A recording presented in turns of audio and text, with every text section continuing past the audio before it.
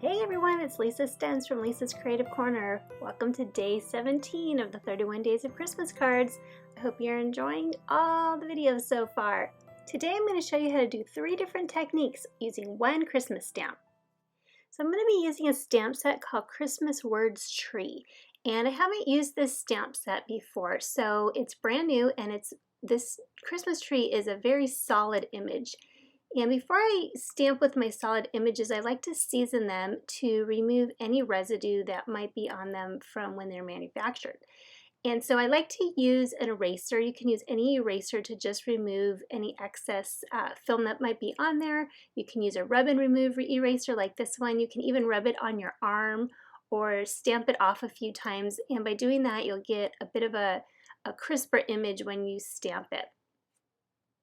The first technique that I'm going to show you is Emboss Resist, and I have 2 cards actually to show you for this one.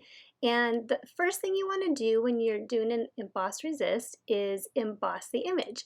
So I went ahead and stamped this image on a piece of watercolor cardstock with some Versamark ink.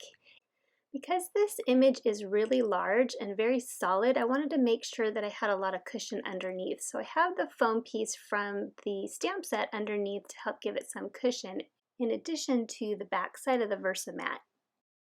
So after stamping it with the Versamark ink, I sprinkled some white embossing powder on top, and I just wanted to make sure the entire image was covered with that embossing powder.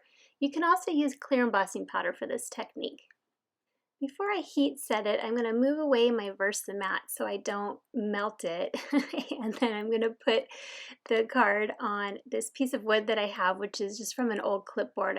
I like to use this for all kinds of stuff, and heat setting is one of the things that works great because it won't warp. So I just have my heat tool, and I'm just going around and melting that embossing powder, and it's a little tough to see because it's white on white, but if you hold it at an angle, you can tell once it turns shiny that the whole area is melted and ready to go. So now I've pulled out my all-purpose mat because I'm going to get a little bit messy with these Distress Oxide inks. And I'm going over my entire card with chipped sapphire Distress Oxide ink and a foam tool. And you'll notice that all the areas that are embossed are resisting the ink. That's why they call it an emboss resist technique. So I'm going to go ahead and go over a majority of this card with the chipped sapphire, and then I'm going to pull out a couple other colors. I want it to look like a night sky in the background of this Christmas tree.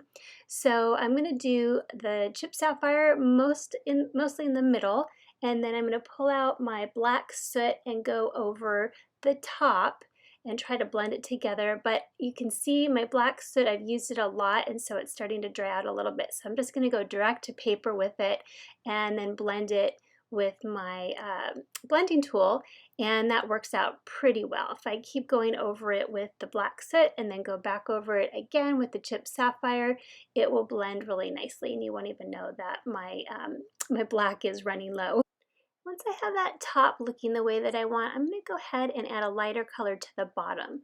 So I'm going to pull out my peacock feathers and add the lighter color to the bottom and blend it again with the chipped sapphire in the middle. So I'm just going to go back and forth with a little bit of the lighter color and then a little of the darker color on top, and then add a little more lighter color again, and that just blends it and makes it look almost like dusk or like a night sky.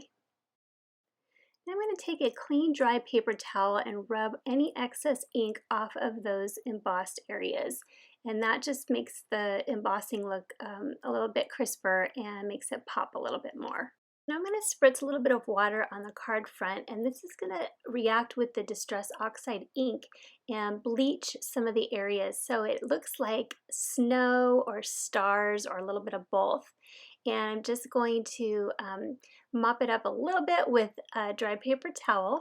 And I'm just going to hit it very gently and very quickly with the heat tool just to dry it, but I don't want it to be too hot or else it's going to remelt that embossing powder. I think it's looking pretty good. I just want to add a tiny bit of shimmer to it. So I pulled out my clear shimmer brush, squeezed a little bit onto my mat, and I'm just tapping it to get some little sparkles, little spritzes onto the card. And I know it's hard to see in the video, but it did add the perfect amount of shimmer to the card front. I really like the way this turned out, so I'm happy with it, and I'm going to go ahead and add it to a card base with some 3D foam tape, and that card is finished. You can see a little bit of the sparkle here as I hold it up to the light.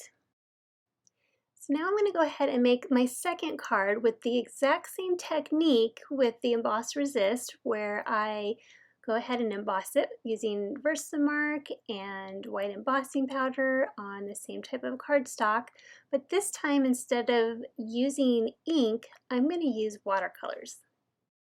So after I embossed this card front, I went ahead and attached it to that same old clipboard that I use for everything with some washi tape. And I like to do this when I'm watercoloring because it holds it in place and it helps it to keep it as flat as possible. So I'm using a water brush and I'm adding just a whole bunch of water to the outside of this card front. And now I'm just adding some pinks and purples and watercoloring it and going back and forth, just kind of being messy about it, but just making sure that I'm covering the entire area. And once the card front was dry, I pulled off the washi tape and I was going to go ahead and embellish this card, but I really think it's beautiful just the way it is. So I just added it to a card front and that card was finished. So the next technique I'm going to show you is called rock and roll. And this is a really fun technique and it's very easy. You can use 2 colors or 3 colors for this technique. What you want to do is you want to ink up your stamp with the lightest color first, and then you want to go with your next darkest color and just roll the edges of the stamp. I don't know if you can see in the video, I'm not stamping the whole thing onto the ink pad. I'm just rolling the edges. And now I have my darkest color and I'm just rolling the very tips of the edges. And what this does is it gives you 3 different colors or 3 different shades on one stamp, and you only have to stamp it one time. One thing you can do before you stamp it is to breathe some of your hot air on it, kind of huff on it to re-moisten the ink, which I did not do, and you can tell the center is not as smooth, but that's okay. I think it turned out okay. So you can use different colors or you can use the same color in different shades like I did here, and you can get all kinds of different effects with this fun technique. So now I'm going to go ahead and cut out my stamped image with some micro tip scissors. And then I'm going to build my card base.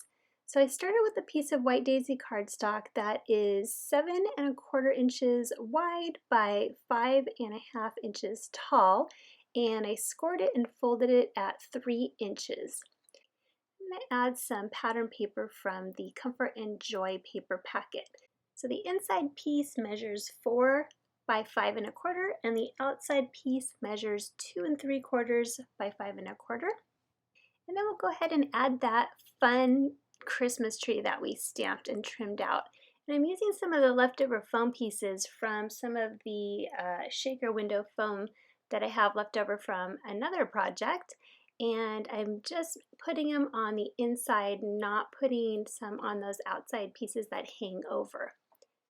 So now I'm going to add some embellishments, and I wanted to add a little bit of gold. So I have some gold sequins that I picked out, some of the smaller sequins from my stash here, and I'm just adding them here and there with a little dot of liquid glass. I think I'm going to add a little more gold in the upper left corner with a piece of gold glitter paper and a few more pieces of patterned paper. I finished off the card with a white panel on the inside with the stamp sentiment. So that card is finished now. We are on to the third technique. And this technique is called Puddle Pad Stamping. And what we're going to do is make our own stamp pad with some re-inkers. I started with a couple of baby wipes and put them on top of my largest clear acrylic block. And then I'm taking some re-inkers and just squeezing a whole lot of ink on top. And this technique works best with darker colors or brighter colors. So the colors that I've chosen are Bluebell, Carolina, and a retired color called Lilac Mist. And you'll notice that I'm being very generous with the ink. I want to make sure that the whole pad is covered, that there's no white spots, because I'm not going to be moving my stamp around. I'm placing it down, as you can see, and just pushing down on it and not moving it around. I want to get kind of a blotchy effect, and if I move it around too much, it's going to make it more muddy. And since we use so much ink, it's a good idea to stamp as many as you can so you can use them for later projects. And you'll also notice that each time you stamp, it's going to give you a little bit of a different effect, a little bit of a different pattern on each one. And so I have stamped this numerous times, and I'm going to choose one of my favorite ones that I like the best. And here I'm just adding a little bit more of the Lilac Mist, and I'm stamping it again, and I just want it to be really juicy. And I love that this one looks pretty good right here. I just love the juiciness of it. So I'm going to go ahead and set that aside and work on my card base. And I used a retired embossing folder that had a snowflake pattern on it. I embossed a piece of white daisy cardstock and then matted it to a piece of sapphire cardstock so that there was just a very thin border. And now I'm trying to figure out which way I want my snowflakes to show. So I think I decided I like this way, and I'm going to go ahead and mat that to a card base.